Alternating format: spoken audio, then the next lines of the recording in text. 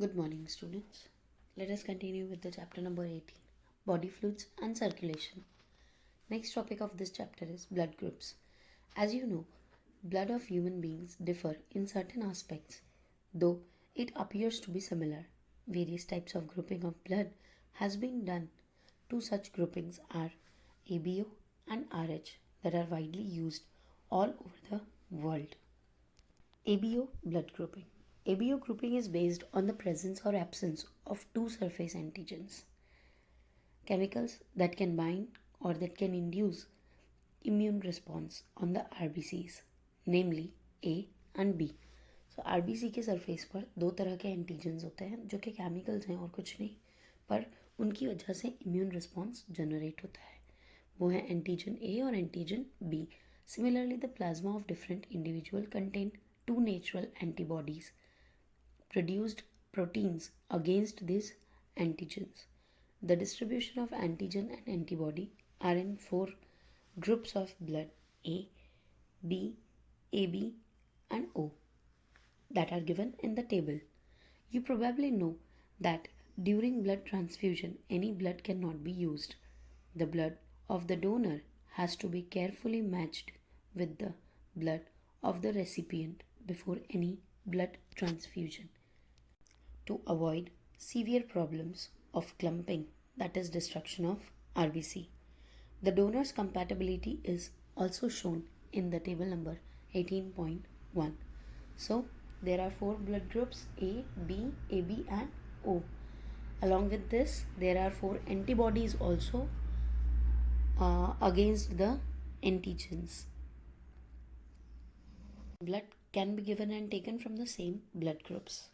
See, the blood group A have antigen A on the RBC, antibody B is produced in its body, and donor A or O can be the donor. B, antigen B is present on the RBC, antibody A is present in the blood, and hence donor can be B blood group or A blood group. AB, both the antigens are present, no antibodies, so everyone can give blood to the person. O blood group, neither A nor B antigen are present, so both the antibodies are present, and hence it can receive blood only from O. From the above mentioned table, it is evident that the group O blood can be donated to the persons with any other blood group. Hence, O group individuals are called universal donor. O वाले जो हैं वो सबको blood दे सकते हैं क्योंकि उनके पास कोई एंटीजन ही नहीं है. कोई एंटीजन होता तो वो ब्लड जाते ही सामने वाले बॉडी के अंदर क्लम्प बन जाता. जबकि ए बी जो है वो सिर्फ एक्सेप्ट कर सकता है सबसे, दे किसी को भी नहीं सकता. RH grouping. Another antigen is RH antigen similar to one present in rhesus monkey and hence named RH. Is also observed on the surface of RBCs of majority of human. Such individuals are called RH positive. Those who have this antigen on their RBC, they are RH positive. Those who do not have this antigen are called RH negative.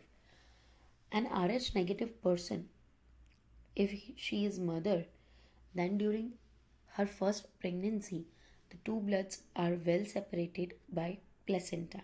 However, during the delivery of the first child, there is a possibility of exposure of the maternal blood to small amounts of RH positive blood from the fetus. In such cases, the mother will produce antibodies against these RH antigen in her blood. In case of her subsequent pregnancies, the RH antibodies from the mother can leak into the blood of the fetus and destroy the fetal RBC. क्या होगा जब किसी mother का blood group RH negative है, मतलब उसके पास RH antigen नहीं है, लेकिन अगर उसके पार्टनर का RH पॉजिटिव ब्लड ग्रुप है तो हो सकता है कि उसके चाइल्ड में RH एंटीजन आए. As a result, during her first pregnancy, mother's blood and child blood are separated by placenta. So first child will not face any problem. But during the delivery of the first child, the RH blood of positive blood of child may leak into the mother's body, and due to this mother will develop antibodies against Rh antigen. So when she will conceive next time and during her second pregnancy, she will produce antibodies against her child only. This will lead to the death of the fetus. This could be fatal to the fetus or could cause severe anemia and jaundice to the baby. This condition is called erythroblastosis fetalis.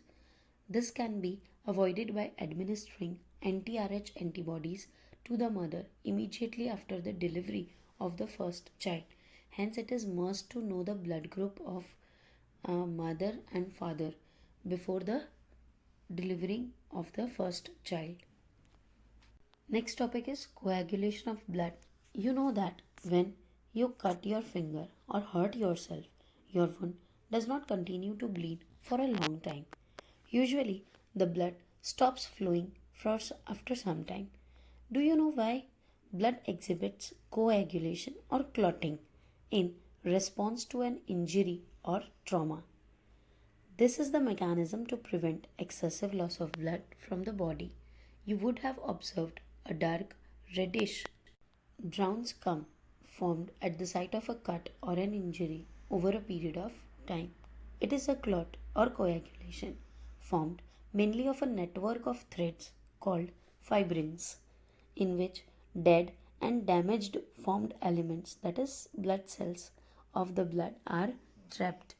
Fibrins are formed by the conversion of inactive fibrinogens in the plasma by the enzyme thrombin. Thrombins, in turn, are formed from another inactive substance present in the plasma called prothrombin. An enzyme complex thrombokinase is required for the above reaction. This complex is formed by a series of linked enzymatic reactions known as cascade process, involving a number of factors present in the plasma in an inactive state. An injury or a trauma stimulates the platelets in the blood to release certain factors which activate the mechanism of coagulation. Certain factors that are released by the tissues at the site of injury also can initiate coagulation. Calcium ion plays a very important role in clotting. Let's see the clotting of the blood mechanism. Injury in the blood vessel, platelet clumps in the wound. Platelets release thrombokinase. Thrombokinase converts prothrombin into thrombin. This thrombin will convert fibrinogen into fibrin, which clots the injury and prevent the further blood loss.